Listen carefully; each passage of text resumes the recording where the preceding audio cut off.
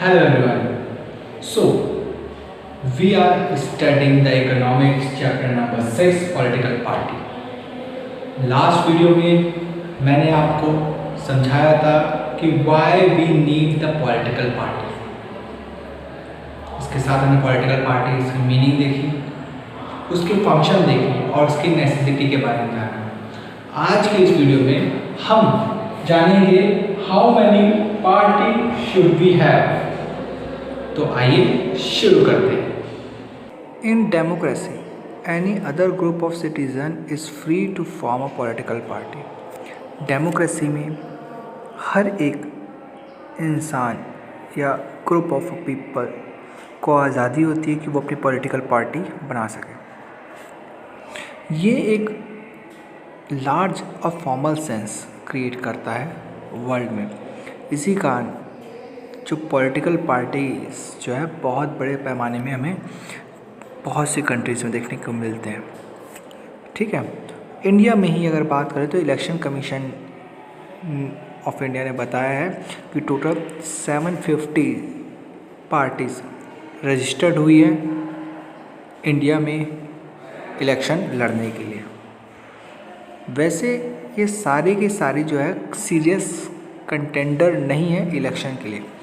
Usually कुछ ही बड़ी पार्टियां हैं जो कि इलेक्शन की रेस में आगे बढ़ पाती है और गवर्नमेंट बना पाती है। तो अब हमारे मन में ये क्वेश्चन आता है, जब कुछ पार्टी है, ठीक है, तो कुछ पार्टी है तो फिर इतनी सारी पॉलिटिकल पार्टी के होने का कारण क्या है? इसके साथ साथ how many major and effective party are good for the democracy. तो कितने इफ़ेक्टिव पार्टीज़ की ज़रूरत है ताकि वो डेमोक्रेसी को इफ़ेक्टिव बना सकें। कुछ कंट्री में हमने देखा है, ऑलरेडी हमने 9th क्लास में पढ़ा था कि वहाँ पे वन पार्टी सिस्टम होता है। अगर आपको याद होगा तो फर्स्ट चैप्टर में हमने 9th के में पढ़ा था और वो कंट्री थी चाइना। हाँ, China one party system country है। तो इसमें कम्युनिस्ट जो पार्टी है वो रूल करती है पूरी कंट्री में। ठीक है, तो ये एक ऑल्दो ये legal speaking peoples are free to form a political party, it does not happen because the electoral system does not permit a free competition of power. वैसे तो लीगल स्पीकिंग में अगर बताया जाए तो हर लोगों को आज़ादी, अगर डेमोक्रेटिक कंट्री तो उन्हें आज़ादी है पॉलिटिकल पार्टी बनाने के लिए। लेकिन ये बात चाइना में लागू नहीं होती, वहाँ पे परमिशन नहीं मिलती पॉलिटिकल पार्टी फॉर्म करने के लिए। ठीक है, तो वन पार्टी सिस्टम एक अच्छा ओपिनियन नहीं है डेमोक्रेसी के लिए। डेमोक्रेटिक का ऑप्शन हम क्रिएट करें तो वन पार्टी सिस्टम उतना इफेक्टिव डेमोक्रेसी के हिसाब से नहीं है। क्यों? क्योंकि पूरी ताकत, पूरी सत्ता किसके हाथ में होती है? एक ही पार्टी के हाथ में।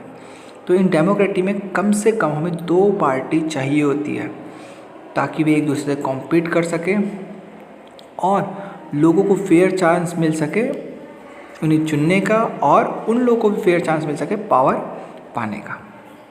ठीक है, तो कुछ कंट्रीज़ में हमने पावर्स को बढ़ते हुए भी देखा है। जो पावर्स है चेंज होते रहते हैं 2 पार्टीज़ में। ठीक है, कई बार 2 पार्टी से ज़्यादा पार्टी इलेक्शन में पार्ट लेती है और उनके बीच में पावर एक्सचेंज होते रहते हैं, चेंज होते रहते हैं। तो इसके अलावा ये जो बहुत सी जो पार्टीज़ हैं वो इलेक्शन में कुछ ही सीटें जीत पाती नेशनल लेगेसी में, और वो 2 जो मेन पार्टीज़ हैं जो सीरियस कंटेंटर हैं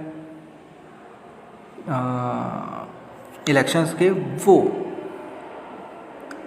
अपने एलाइज बनाती है और जीतती है। तो winning of major seat to form a government, तो ये जो सीरियस जो 2 पार्टी वो मेजॉरिटी की सीट पाती है और पार्टी गवर्नमेंट बनाती है। ऐसे में ऐसी डेमोक्रेसी को हम 2 पार्टी सिस्टम कहेंगे। United state America, United kingdom ऐसे 2 पार्टी सिस्टम के एग्जाम्पल हैं।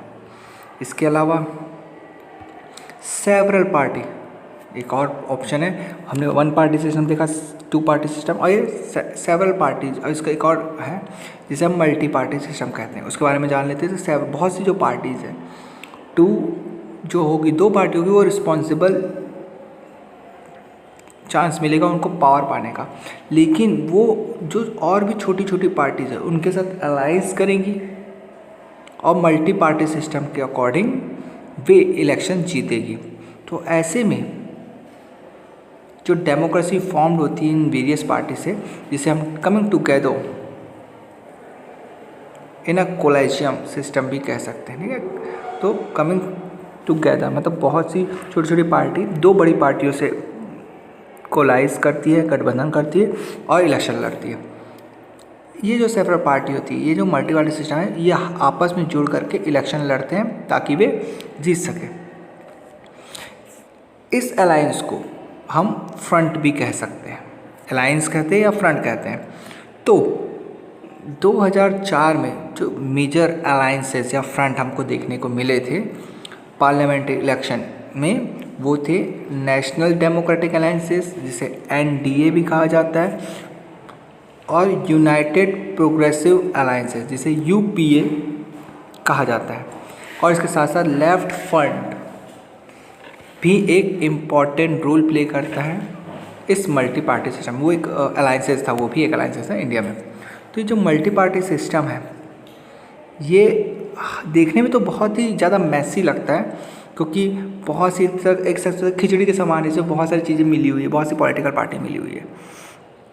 लेकिन ये सिस्टम अलाउ करता है वेरिएशन को, वैरायटी ऑफ इंटरेस्ट को और डिफरेंट ओपिनियन को, जो कि पॉलिटिकली रिप्रेजेंट करते हैं। Okay, so which of this is better? तो आप भी बताइए कौन ज़्यादा बेटर वे है, one party system, two party system या फिर multi party system? The best answer is very common. The question is not a question is that this is not a very good question. Party is not a something any country can choose. तो ये जो question है कि कौन सी party system better है, तो ये question ही सही नहीं है, ठीक है, क्योंकि लोग पार्टी को नहीं चुनते, ठीक है, क्योंकि it involve over a long time depending on the nature of a society, social and religion division.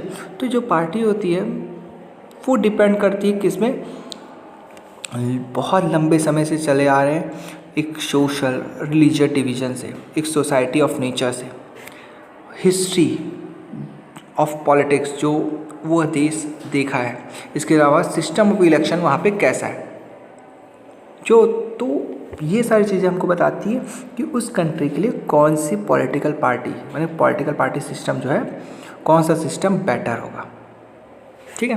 This can not be change very quickly. तो और अगर हम इसे बदलाव भी करना चाहें तो ये जल्दी बदल नहीं सकता, क्योंकि जो कंट्री जो डेवलप की है अपने पार्टी सिस्टम को, उसका जो कंडीशंस है, उसका जो सर्कमस्टेंसेस है, उसको धीरे धीरे ही बदलना होगा। अगर हम इंडिया की बात करें, अगर इंडिया में हम मल्टी पार्टी सिस्टम को चेंज करना चाहें तो यहाँ का जो सोशल और जोग्राफिकली डाइवर्सिटी जो इंडिया की है उसको हमें बदलना होगा, उसकी इस विचारधाराओं को बदलना पड़ेगा। एक लार्ज कंट्री जो जल्दी ही किसी चीज़ों को ऑब्जर्व नहीं कर पाती, जल्दी किसी विचार को ग्रहण नहीं कर पाती, ऐसे में यहाँ पे 2 या 3 पार्टी सिस्टम काम नहीं कर पाएगा। तो ऐसे में तो no system is ideal for our country and all situation. तो ऐसे में कोई भी जो सिस्टम है आइडियल नहीं है हमारी कंट्री के लिए कि वो हर एक व्यक्ति के हर एक विचार को रख सकें। तो आइए स्टूडेंट, अब हम जान लेते हैं कि popular participation in political party, how the political parties are popularly participated. So हमने देखा है कि लोग जो है पॉलिटिकल पार्टी को पूरी तरह ट्रस्ट नहीं करते। जो लोग हैं और पॉलिटिकल पार्टी के बीच में जो एक विश्वास का रिश्ता है वो बिल्कुल ही कमज़ोर है। लेकिन ये बात पूरी तरह सच नहीं है। एक बड़ा लार्ज एविडेंस और सैंपल सर्वे का जो एविडेंस हमारे पास है उसके ज़रिए हम ये जानेंगे कि ये जो बात है, जो ट्रस्ट की बात आ रही है बार बार, वो पूरी तरीके से सच नहीं है। जैसे कि पॉलिटिकल पार्टी, साउथ एशिया में देखा गया कि पॉलिटिकल पार्टी पर ज़्यादा ट्रस्ट नहीं किया जाता, ठीक है। ऐसा चीज देखा गया है कि ये जो लोग हैं जो उनके ऊपर ज़्यादा ट्रस्ट नहीं करते, बिल्कुल ट्रस्ट नहीं करते, और ट्रस्ट थोड़ा बहुत ट्रस्ट करते हैं और बहुत ज़्यादा ट्रस्ट करते हैं।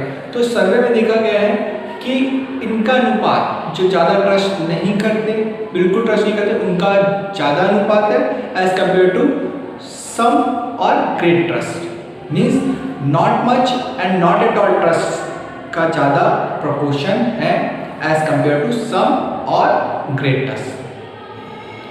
सेकेंड जो बात इस सर्वे से आई है वो ये कि बहुत सी कंट्री है जहां पे ट्रस्ट इशू देखा गया है, लीस्ट ट्रस्ट इंस्टीट्यूट माना जाता है पॉलिटिकल पार्टी को, ट्रस्ट के काबिल नहीं है। बहुत सी डेवलप कंट्री, बहुत सी डेमोक्रेटिक कंट्री है जहां पे उन्हें लीस्ट ट्रस्ट इंस्टीट्यूशन के नाम से जाना जाता है पॉलिटिकल पार्टी को। थर्ड बात जो इसके बिल्कुल विपरीत हमको बताती है इंडिया में, खासकर इंडिया में और साउथ एशिया के बहुत सी कंट्रीज में, कि लोग जो पार्टिसिपेट करते हैं पॉलिटिकल पार्टी में वो बहुत ज़्यादा है। बहुत से लोग अपने आप को पॉलिटिकल पार्टी का मेंबर बताते हैं।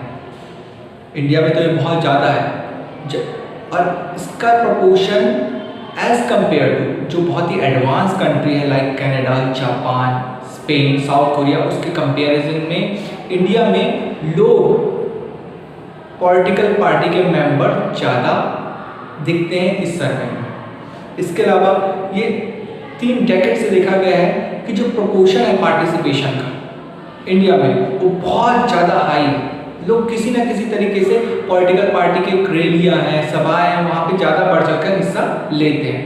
और जो 4th पॉइंट है वो ये कि जो प्रोपोर्शन है, जो लोग मानते हैं कि वो पॉलिटिकल पार्टी के बहुत क्लोज हैं, वो भी धीरे धीरे इंडिया में बहुत ज़्यादा बढ़ता जा रहा है। ओके, तो होप आपको आज का जो ये एक्सप्लेनेशन वीडियो था वो अच्छे से समझ में आया होगा। अगर आपको ये वीडियो अच्छा लगा है तो इसे लाइक करें। अगर कोई डाउट है जो हमें से पूछना चाहते हो तो कमेंट सेक्शन में पूछ सकते हैं, और जितना हो सके इस वीडियो को शेयर करें।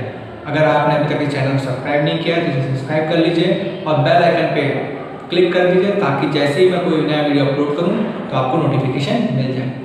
Thank you.